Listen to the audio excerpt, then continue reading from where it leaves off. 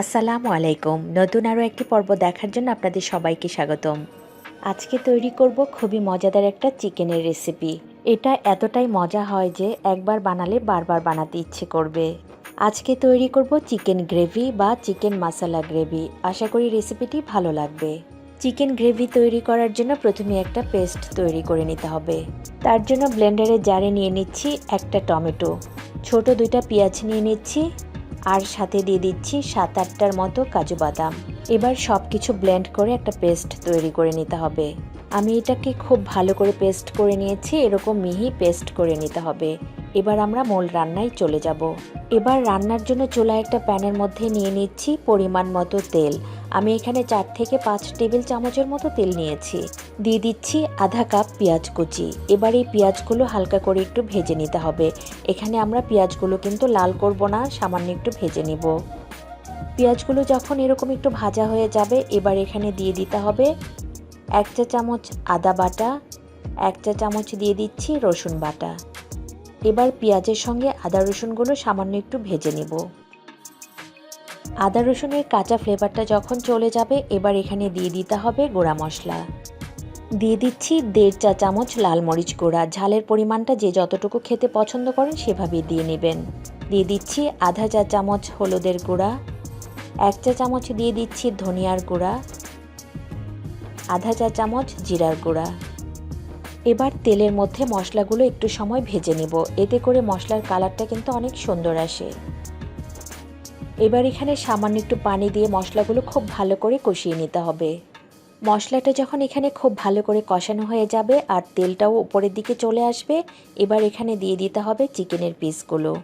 আমি এখানে আধা কেজি চিকেন নিয়েছি, আর চিকেনটাকে আমি রেগুলার কাট করেই কেটে নিয়েছি। চিকেনগুলো দেয়া হয়ে গেলে এবার এখানে দিয়ে দিতে হবে পরিমাণ মতো লবণ।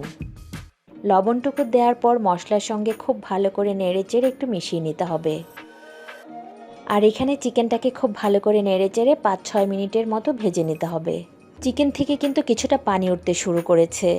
এবার এখানে দিয়ে দিতে হবে আগে থেকে যে আমরা একটা পেস্ট করে রেখেছিলাম, সেই পেস্টটুকু আমি দিয়ে দিচ্ছি। টমেটো বাটাটা দেওয়ার পর আবারও খুব ভালো করে নেড়েচেড়ে একটু সময় কষিয়ে নিতে হবে।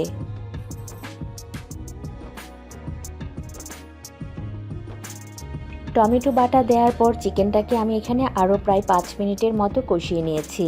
এবার এখানে দিয়ে দিচ্ছি 1 চা চামচ গরম মশলা গুঁড়া। গরম মশলা দেওয়ার পর আবারও একটু ভালো করে নেড়েচেড়ে নিতে হবে। এবার হাঁড়িটা ঢাকনা দিয়ে ঢেকে চিকেনটাকে কষিয়ে নিব।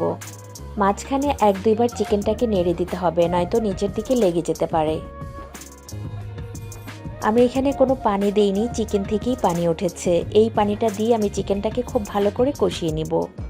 চিকেনটা রান্না করার সময় চিকেন থেকে যদি পানি কম ওঠে, তাহলে সামান্য একটু পানি দিয়ে কষিয়ে নেওয়া যাবে। চিকেনটা আমার এখানে কষানো হয়ে গেছে। আমি প্রায় 10-12 মিনিটের মতো কষিয়ে নিয়েছি, আর তেলটাও কিন্তু উপরের দিকে চলে এসেছে। এবার এখানে দিয়ে দিতে হবে ঝোলের জন্য পানি।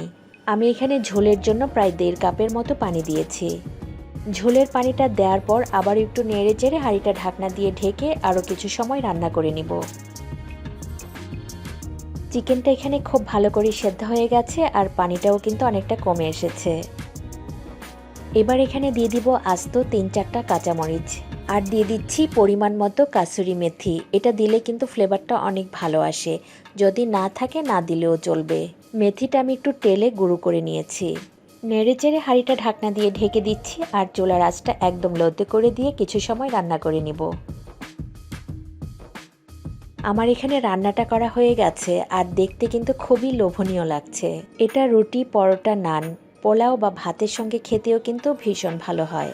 আশা করি আজকের এই রেসিপিটি আপনাদের ভালো লেগেছে। ভালো লাগলে লাইক এবং কমেন্ট করে আমাকে জানাতে পারেন। আমার রেসিপিসগুলো যদি ভালো লাগে তাহলে চ্যানেলটি সাবস্ক্রাইব করে পাশেই থাকবেন। আজকে তাহলে বিদায় নিচ্ছি। আল্লাহ হাফেজ।